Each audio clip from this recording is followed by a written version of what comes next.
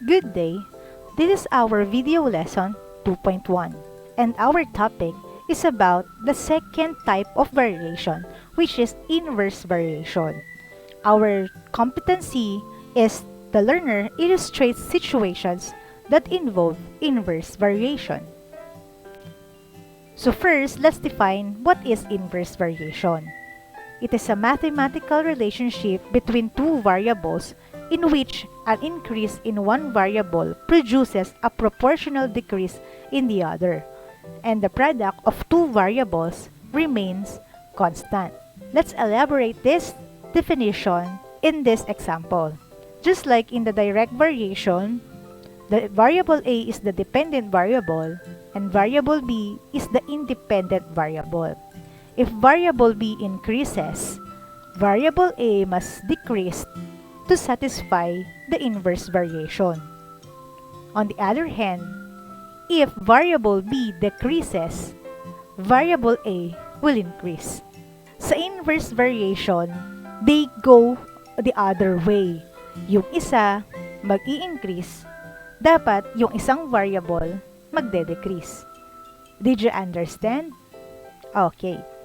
To get the constant of inverse variation, we will get the product of dependent variable and independent variable. In mathematical symbol, where the constant of variation denoted by K is equal to AB.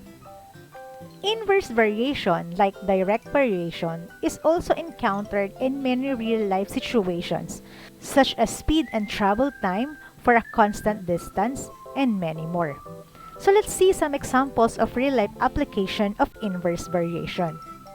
First, the number of workers and time to complete a certain task. Of course, kung mas marami ang workers, mas kukonti yung time para makomplete ang isang task. Pero kung kakaunti lang ang worker, syempre mas hahaba yung time para makomplete nyo yung task na yon. Did you understand? While the first variable increases, the other variable decreases, and that is inverse variation. So let's see another real-life example. It is the speed of a car and the time it takes to travel a certain distance. Kapag mabilis ang pagpapatakbo ng isang sasakyan, ay makakarating agad siya sa pinupuntahan niya. So meaning, gagamit lamang siya ng kakaunting oras para makarating dito. Pero kung ang sasakyan ay mabagal, it takes a long time to travel a certain distance. Another real-life example of inverse variation is the number of slices each person receives and the number of people sharing the whole pizza.